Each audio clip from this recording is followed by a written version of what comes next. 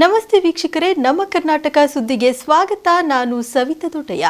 ಕೇಂದ್ರ ಸಚಿವ ವಿ ಸೋಮಣ್ಣ ಅವರು ಚಿಕ್ಕನಾಯಕನಹಳ್ಳಿ ಕ್ಷೇತ್ರಕ್ಕೆ ಆಗಮಿಸಲಿದ್ದು ಸಾರ್ವಜನಿಕರ ಕುಂದುಕೊರತೆ ಸಭೆ ಮತ್ತು ಭಾರತ ಸರ್ಕಾರದ ಸವಲತ್ತುಗಳನ್ನು ವಿತರಿಸುವ ಕಾರ್ಯಕ್ರಮದಲ್ಲಿ ಭಾಗಿಯಾಗಲಿದ್ದಾರೆ ಎಂದು ಶಾಸಕ ಸಿಬಿ ಸುರೇಶ್ ಬಾಬು ಸುದ್ದಿಗೋಷ್ಠಿಯಲ್ಲಿ ತಿಳಿಸಿದ್ದಾರೆ. ಚಿಕ್ಕನಾಯಕನಹಳ್ಳಿ ತಾಲೂಕಿನ ಆಡಳಿತ ಭವನದಲ್ಲಿ ಶಾಸಕ ಸುರೇಶ್ ಬಾಬು ಮಾತನಾಡುತ್ತಾ, ತಾಲೂಕಿನ ಕಂದಿಗೆರೆ ಮತ್ತು ಹುಳಿಯಾರು ಹೋಬಳಿಗೆ ವಿ ಸೋಮಣ್ಣ ಆಗಮಿಸಲಿದ್ದಾರೆ. ಸಾರ್ವಜನಿಕರು ನೇರವಾಗಿ ಸಚಿವರಿಗೆ ತಮ್ಮ ಅಹವಾಲು ನೀಡಬಹುದು. ಹಾಗಾಗಿಯೇ ಕುಂದುಕೊರತೆಗಳನ್ನ ಹಂಚಿಕೊಳ್ಳಲು ಮುಕ್ತ ಅವಕಾಶ ಕಲ್ಪಿಸಿಕೊಟ್ಟಿದ್ದೇವೆ. ಇದೇ ಸಂದರ್ಭದಲ್ಲಿ ಅಮರ ಶಿಲ್ಪಿ ಜಕ್ಕಣ್ಣಾಚಾರ್ಯರ ಸ್ಮಾರಕವನ್ನು ಮಾಡುವುದರ ಮೂಲಕ ಎಲ್ಲರಿಗೂ ಹೊಸ ವರ್ಷದ ಶುಭಾಶಯಗಳನ್ನು ಸಹ ತಿಳಿಸಿದರು.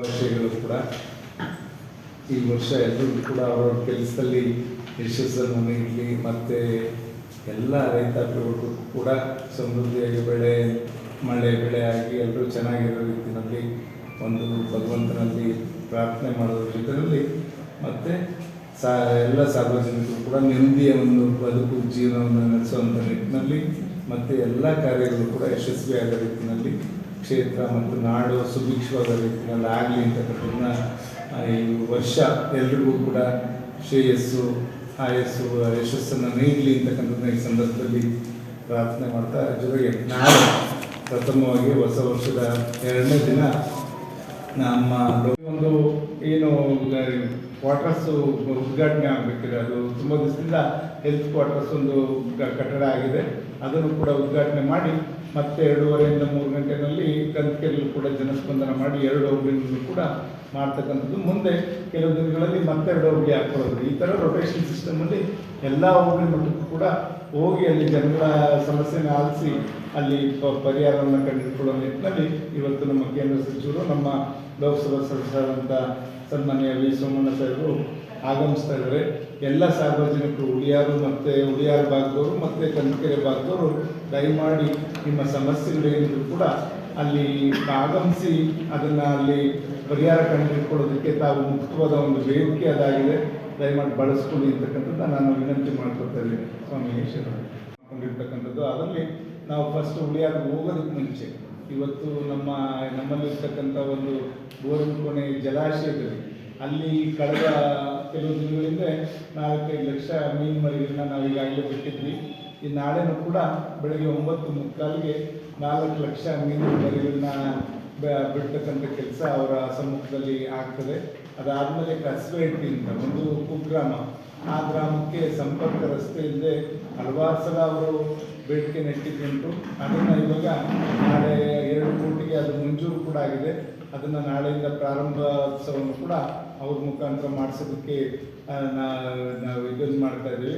ನಂತರ ಹುಳಿಯಾರಿನಲ್ಲಿ 10:00ವರೆಗೆ ಜನಸ್ಪಂದನ ಕಾರ್ಯಕ್ರಮ. ಅಲ್ಲಿ ಯಾರೇ ಬರಲಿ ಮುಖ್ಯವಾಗಿ ಅವರಿಗೆ ಏನು ಸಮಸ್ಯೆ ಇರ್ತದೆ ಆಲಿಸಿ ಅದಕ್ಕೆ ಎಲ್ಲ ಇಲಾಖೆಯವರು ಕೂಡ ಇರ್ತಾರೆ, ಪರಿಹಾರ ಕಂಡುಹಿಡ್ಕೊಳ್ಳುವಂಥ ಕೆಲಸ ನಮ್ಮ ಕೇಂದ್ರ ಸಚಿವರು ಮಾಡ್ತಾರೆ. ನಾವು ಉದ್ಘಾಟನೆ ಮಾಡಿಸೋಣ ಅಂತ ಒಂದು ಯಾವ್ಯಾವ ಕಾರ್ಯಕ್ರಮ ಅಂತ ಯಾವ್ಯಾವ ಕಾರ್ಯಕ್ರಮ ಇದೆ ಅಂತ ಈಗ ನಮ್ಮದು ಅಫಿಷಿಯಲ್ ಆಗಿ ಇಷ್ಟಿದೆ. ಅವರು ಇನ್ನೇನೇನು ಕಾರ್ಯಕ್ರಮ ಹಾಕ್ಕೊಂಡಿದ್ದಾರೆ ಏನೂ ಇಲ್ಲ. ಅವರಲ್ಲಿ ಬಂದಿರ್ತಕ್ಕಂಥದ್ದು TP ಇಷ್ಟೇ. ಎಲ್ಲ ಕ್ಷೇತ್ರದಲ್ಲೂ ಕೂಡ ಒಂದು ಪ್ರವಾಸ ಮಾಡಬೇಕು, ಅಲ್ಲಿಯ ಸಮಸ್ಯೆಗಳನ್ನ ಅರಿತು ಕೆಲಸ ಮಾಡಬೇಕು ಅಂತಕ್ಕಂಥ ನಿಟ್ಟಿನಲ್ಲಿ ಇವತ್ತು ಜನಸ್ಪಂದನ ಕಾರ್ಯಕ್ರಮವನ್ನು ಕೂಡ ಹಾಕ್ಕೊಂಡಿದ್ದಾರೆ. ನಮ್ಮಲ್ಲಿ ಚಿಕ್ಕನಾಯಕನಹಳ್ಳಿ ಕಳೆದ ಸೋಮವಾರ 51ನೇ ವಾರದ ಜನಸ್ಪಂದನ ಕಾರ್ಯಕ್ರಮ ನಾವು ಈಗಾಗಲೇ ಮಾಡಿದ್ದೇವೆ. ಖಂಡಿತ ಇವತ್ತು ನಾವು ಅದ್ರ ಮುಖಾಂತರ ನಾವು ಅದನ್ನು ನೋಡೋದಾದರೆ ಎಲ್ಲೂ ಕೂಡ ಪೆನ್ಷನ್ಸ್ ಬೇಕು ಅಂತ ಇನ್ನು ಅರ್ಜಿಗಳು ಬರ್ತಾ ಇದೆ. ಈಗ ಒಂದು 3-4 ವಾರದಿಂದ ನಾವು ಗಮನಿಸ್ತಾ ಇದ್ದೀವಿ, ಯಾರು ಕೂಡ ಪೆನ್ಷನ್ ಬೇಕು ಅಂತ ಅರ್ಜಿ ಬರ್ತಾ ಇದೆ. ಇದನ್ನು ನೋಡಿದಾಗ ಖಂಡಿತ ಯಾರಿಗೆ ಪೆನ್ಷನ್ ಆಗಬೇಕು ಅವರೆಲ್ಲರೂ ಕೂಡ ಮುಕ್ತವಾಗಿ ಮಾಡಿರ್ತಕ್ಕಂಥದ್ದು ನಮ್ಮ ಇಲಾಖೆ, ಕಂದಾಯ ಇಲಾಖೆಗೆ ಮತ್ತು ಎಲ್ಲ ಇಲಾಖೆಗಳಿಗೂ ಕೂಡ ಅಭಿನಂದನೆಯನ್ನು ಸಲ್ಲಿಸಲಿಕ್ಕೆ ಬಯಸ್ತೇನೆ.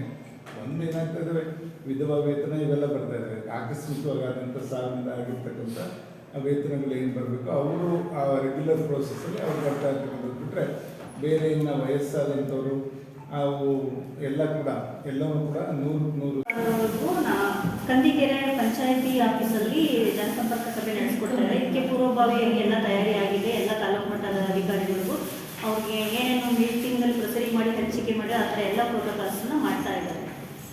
ನಾಳೆ ಜನಗಳು ತಮ್ಮ ಆಹ್ವಾನ ಹೇಳ್ಕೊಳ್ಳೋಕ್ಕೆ ಒಂದು ಅವಕಾಶ ಇರೋದ್ರಿಂದ ಹೆಚ್ಚಿನದಾಗಿ ಬಂದು ಅವರವರ ಕುಂದುಕೊರತೆ ಹೇಳ್ಕೊಳ್ಳೋದಕ್ಕೆ ಅವಕಾಶ ಆಗುವಂತೆ ನಾವು ಹೆಚ್ಚಿನದಾಗಿ ಪ್ರಚಾರ ಮಾಡಿಕೊಡಿ ಅಂತ ತಾಲೂಕು ಆಡಳಿತ ವತಿಯಿಂದ ಕೇಳ್ಕೊಳ್ತೀವಿ. ಪ್ರಪಂಚದ ಶ್ರೇಷ್ಠ ಶಿಲ್ಪಕಲೆಗಳಲ್ಲಿ ಅದ್ಭುತವಾದ ಶಿಲ್ಪಿ ಇವರು. ನಮ್ಮ ತುಮಕೂರು ಜಿಲ್ಲೆಯಲ್ಲಿ ಹುಟ್ಟಿರೋದು ನಮಗೆ ವಿಶೇಷವಾದಂಥ ಸಂತೋಷ ಕೊಡುವಂಥ ವಿಷಯ. ಇವರು ಪ್ರಥಮ ಬಾರಿಗೆ ಅವರು ತುಮಕೂರು ಜಿಲ್ಲೆಯ ಕೈದಾಳ ಗ್ರಾಮದಿಂದ ತನ್ನ ಜೀವನೋಪಾಯಕ್ಕಾಗಿ ಹೊರಟಂಥ ಜಕಣಾಚಾರ್ಯ ಅವರು ಸೋಮನಾಥ ದೇವಾಲಯವನ್ನು ಮೈಸೂರು ಭಾಗ ಸೋಮನಾಥ ದೇವಾಲಯವನ್ನು ಕಟ್ಟಡ ಮಾಡ್ತಾರೆ. ಅನಂತರ ಬೇಲೂರು ಹಳೇಬೀಡು ರಾಜ ವಿಷ್ಣುವರ್ಧನನ ಆಶ್ರಯದಲ್ಲಿ ಜಗತ್ಪ್ರಸಿದ್ಧ ಹಳೇಬೀಡು ಮತ್ತು ಬೇಲೂರನ್ನ ತನ್ನ ಕುಶಲಕಲೆ ಶೈಲಿಯಿಂದ ಅದ್ಭುತವಾದ ಸಾಧನೆಯನ್ನು ಮಾಡ್ತಾರೆ. ಆ ಸಾಧನೆ ಮಾಡಿದ ನಂತರ ಅವರು ಒಂದು 8-10 ಅಡಿ ಇರುವಂತ ಚೆನ್ನಕೇಶವನ ವಿಗ್ರಹನ ರೆಡಿ ಮಾಡ್ತಾರೆ. ಅಷ್ಟೊತ್ತಲ್ಲೇ ಚಿಕ್ಕ ಮಗ ಆ ತಂದೆ ಹುಡುಕೊಂಡು ಬೇಲೂರಿಗೆ ಹೋದಂತ ಸಂದರ್ಭದಲ್ಲಿ ಹೊಸ ವರ್ಷದಂದೇ ಸಿಹಿ ಸುದ್ದಿ ಕೊಟ್ಟ ಹ್ಯಾಟ್ರಿಕ್ ಹೀರೋ ಶಿವಣ್ಣ ಅಮೆರಿಕದಿಂದ ವಿಡಿಯೋ ಮಾಡಿ ತಮ್ಮ ಆರೋಗ್ಯದ ಬಗ್ಗೆ ಅಭಿಮಾನಿಗಳ ಜೊತೆ ಸಂತಸ ಹಂಚಿಕೊಂಡಿದ್ದಾರೆ. ಅಮೆರಿಕದಲ್ಲಿ ನಟ ಡಾಕ್ಟರ್ ಶಿವರಾಜ್ ಕುಮಾರ್ ಹೇಗಿದ್ದಾರೆ ಎನ್ನುವ ಪ್ರಶ್ನೆ ಕಾಡ್ತಿತ್ತು. ಸದ್ಯ ಹೊಸ ವರ್ಷಕ್ಕೆ ಶಿವಣ್ಣ ಅಭಿಮಾನಿಗಳಿಗೆ ಸಿಹಿ ಸುದ್ದಿ ಸಿಕ್ಕಿದೆ. ಸರ್ಜರಿ ಕುರಿತು ಅಧಿಕೃತ ಸೋಷಿಯಲ್ ಮೀಡಿಯಾದಲ್ಲಿ ಶಿವಣ್ಣ ದಂಪತಿ ಮಾತನಾಡಿದ್ದಾರೆ. ವಿಡಿಯೋದಲ್ಲಿ ಗೀತಾ ಅವರು ಮಾತನಾಡಿ, ನಿಮ್ಮ ಆಶೀರ್ವಾದದಿಂದ ಎಲ್ಲಾ ರಿಪೋರ್ಟ್ಗಳು ನೆಗೆಟಿವ್ ಬಂದಿದೆ. ಪೈಥಾಲಜಿ ರಿಪೋರ್ಟ್ ಬಗ್ಗೆ ಕಾಯ್ತಾ ಇದ್ವಿ, ಅದು ಕೂಡ ನೆಗೆಟಿವ್ ಬಂದಿದೆ. ಶಿವಣ್ಣ ಕ್ಯಾನ್ಸರ್ ಫ್ರೀ ಆಗಿದ್ದಾರೆ ಎಂದು ಹೇಳಿದ್ದಾರೆ. ಹಾಯ್, ಎಲ್ರಿಗೂ ನಮಸ್ಕಾರ, ಹೊಸ ವರ್ಷದ ಶುಭಾಶಯ. ಸ್ವಲ್ಪ ಭಯ ಆಗುತ್ತೆ, ಯಾಕೆ ಮಾತಾಡ್ಬೇಕಾದ್ರೆ ಸ್ವಲ್ಪ ಎಮೋಷನ್ ಆಗ್ಬಿಡ್ತೀನಿ ಅಂತ. ಯಾಕಂದರೆ ಓಡ್ಬೇಕಾದ್ರೆ ಸ್ವಲ್ಪ ಎಮೋಷನ್ ಆಗಿದೆ. ಭಯ ಅನ್ನೋದು ಇದ್ದೇ ಇರುತ್ತೆ ಮನುಷ್ಯನಿಗೆ. ಬಟ್ ಆ ಭಯ ನೀಗ್ಸಕ್ಕಂತಾನೆ ಕೆಲವರು ಅಭಿಮಾನಿ ದೇವರುಗಳಿರ್ತಾರೆ, ಕೆಲವರು ಕೋ ಆರ್ಟಿಸ್ಟ್ಗಳಿರ್ತಾರೆ, ಕೆಲವರು ಫ್ರೆಂಡ್ಸ್ಗಳಿರ್ತಾರೆ, ಸಂಬಂಧಿಕರಿರ್ತಾರೆ. ಮೋರ್ ದೆನ್ ದಟ್ ಎಲ್ಲ ಒಂದು ಸ್ಟ್ರಾಂಗ್ ಹೆಡ್ ಪೀಪಲ್, ಡಾಕ್ಟರ್ಸ್ಗಳಿರ್ತಾರೆ. ಆ್ಯಂಡ್ ನಮ್ಮ ಅಲ್ಲಿ ನಮ್ಮ ಕೀಮೋ ಮಾಡಿರೋ ಒಂದು ಡಾಕ್ಟರ್ ಶಶಿಧರ್ ಇರ್ಬೋದು, ದಿಲೀಪ್ ಇರ್ಬೋದು, ಗೀತಾ ಅವ್ರು ಇರ್ಬೋದು, ಐ ಥಿಂಕ್ ಸಾಕಷ್ಟು ನರ್ಸಸ್ ಮಲ್ಯ ಆಗಿರಲಿ, ಬಿ ಕೆ ಶ್ರೀನಿವಾಸ್ ಅವ್ರು ಇರ್ಬೋದು, ಪ್ರತಿಯೊಬ್ಬರು ನಾನು ನೋಡ್ಕೊಂಡಿದ್ದ ರೀತಿ ಇರ್ಬೋದು. ಒಂದು ಅವಾಗ ಸ್ವಲ್ಪ ಆರಾಮಾಗಿರ್ತಿದ್ದೆ. ಒಂದು ಇದು ಶೂಟಿಂಗ್ ಮಾಡಿಬಿಡ್ತಿದ್ದೆ. ಅದು ಯಾವ ಜೋಶಲ್ಲಿ ಬಂತು ನನಗೂ ಗೊತ್ತಿಲ್ಲ.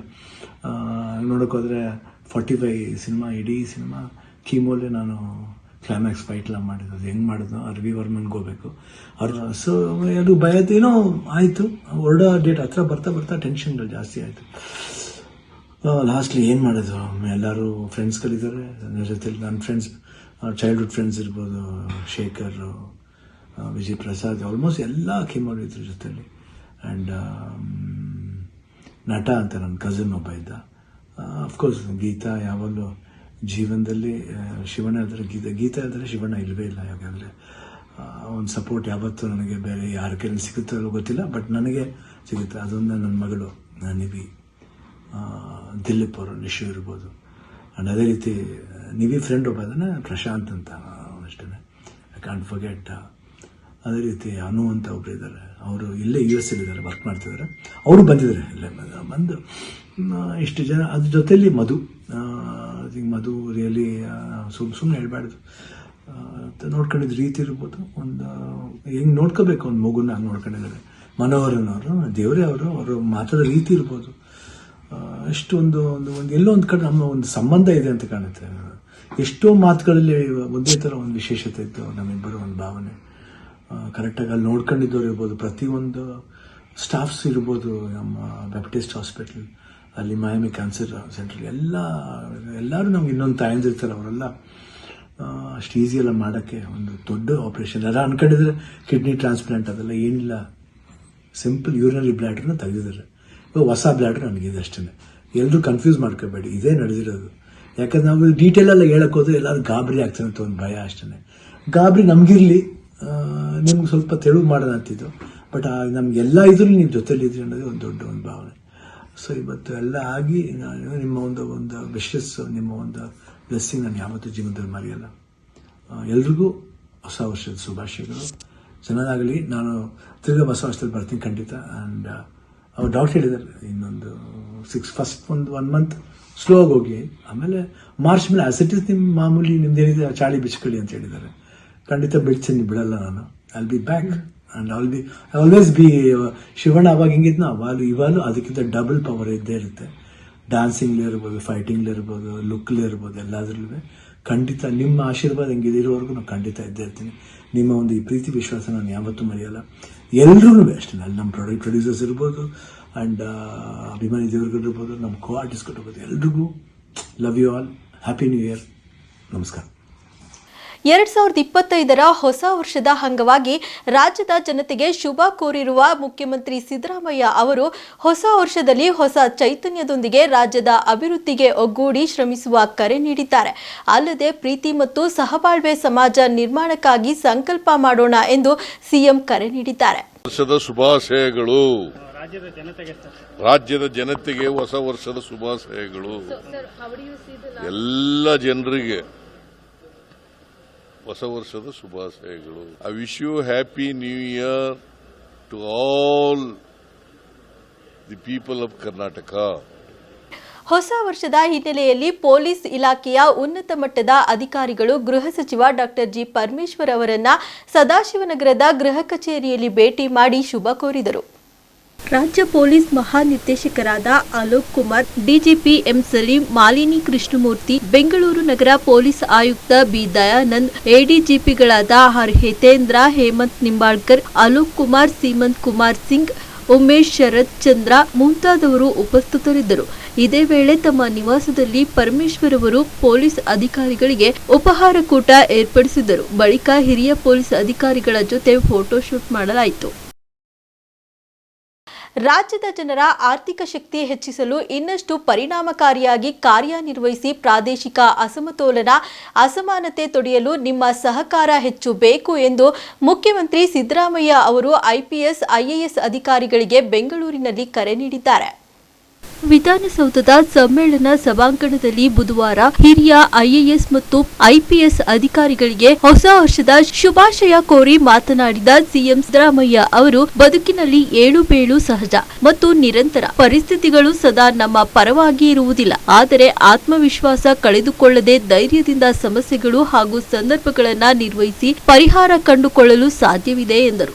ಆಡಳಿತಾಂಗದಲ್ಲಿ ಐಎಎಸ್, ಐಪಿಎಸ್, ಐಆರ್ಎಸ್ ಹಾಗೂ ಐಎಫ್ಎಸ್ ಅಧಿಕಾರಿಗಳ ಜವಾಬ್ದಾರಿ ಹೆಚ್ಚು. ನಾವು ಕಾನೂನುಗಳನ್ನು ರಚಿಸಿ ಜಾರಿಯಾಗುವ ದಿಕ್ಕಿನಲ್ಲಿ ನಿರಂತರ ನಿಗಾ ವಹಿಸುತ್ತೇವೆ. ಅಧಿಕಾರಿ ವರ್ಗಕ್ಕೆ ಸಮಾಜಕ್ಕೆ ಪೂರಕವಾಗಿ ಕ್ರಿಯಾಶೀಲತೆಯಿಂದ ಕರ್ತವ್ಯ ನಿರ್ವಹಿಸಬೇಕು ಎಂದು ತಿಳಿಸಿದರು. ಜಮ್ಮು ಮತ್ತು ಕಾಶ್ಮೀರದಲ್ಲಿ ನಡೆಯುತ್ತಿದ್ದ ತೆಲುಗಿನ ಹಿಟ್ ತೀ ಚಿತ್ರೀಕರಣದ ವೇಳೆ ದುರಂತವೊಂದು ಸಂಭವಿಸಿದೆ. ಹೃದಯಾಘಾತದಿಂದ ಚಿತ್ರದ ಸಹ ಛಾಯಾಗ್ರಾಹಕಿ 30 ವರ್ಷದ ಕೆಆರ್ ಕೃಷ್ಣ ನಿಧನರಾಗಿದ್ದಾರೆ. ಸ್ಟಾರ್ ನಟ ನಾನಿ ಅಭಿನಯದ ಈ ಚಿತ್ರದ ಚಿತ್ರೀಕರಣಕ್ಕಾಗಿ ತಂಡ ಕೆಲವು ದಿನಗಳ ಹಿಂದೆ ಕಾಶ್ಮೀರಕ್ಕೆ ಹೋಗಿತ್ತು. ಡಿಸೆಂಬರ್ 23ರಂದು ಅಸ್ವಸ್ಥರಾದ ಕೃಷ್ಣ ಅವರನ್ನ ಶ್ರೀನಗರದ ಸರ್ಕಾರಿ ಆಸ್ಪತ್ರೆಗೆ ದಾಖಲಿಸಲಾಗಿತ್ತು. ಘಟನೆಗೆ ಚಿತ್ರರಂಗದ ಗಣ್ಯರು ಸಂತಾಪ ವ್ಯಕ್ತಪಡಿಸಿದ್ದಾರೆ. ಕೆಲವರಿಗೆ ಅಪಾಯಕಾರಿ ಸ್ಟಂಟ್ ಮಾಡುವ ಕ್ರೇಜ್. ಇಂತಹ ಹುಚ್ಚು ಸಾಹಸದಿಂದ ಜೀವ ಕಳೆದುಕೊಂಡವರು ಇದ್ದಾರೆ. ಅದೇ ರೀತಿ ಇಲ್ಲೊಬ್ಬ ಭೂಪ ಚಲಿಸುತ್ತಿರುವ ಅಲೋ ಕಾರಿನ ಮೇಲೆ ಬಾಲಕನನ್ನು ಕೂರಿಸಿ ವಿಡಿಯೋ ಮಾಡಿರುವ ಘಟನೆ ರಾಜಸ್ಥಾನದ ಜಲಾವಾರ್ನ ರಾಷ್ಟ್ರೀಯ ಹೆದ್ದಾರಿಯಲ್ಲಿ ನಡೆದಿದೆ.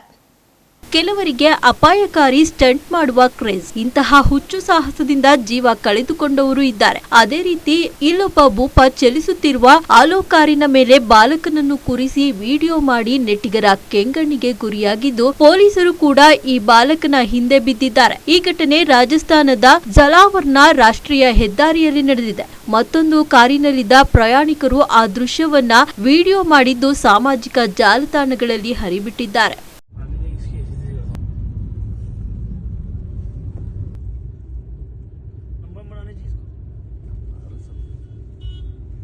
ಇಷ್ಟಿತ್ತು ಈ ಹೊತ್ತಿನ ಸುದ್ದಿ ಮತ್ತು ಮನೋರಂಜನೆಗಾಗಿ ನೋಡ್ತಾ ಇರಿ ನಮ್ಮ ಕರ್ನಾಟಕ ಟಿವಿ. ಇದು ಕನ್ನಡಿಗರ ಭರವಸೆ.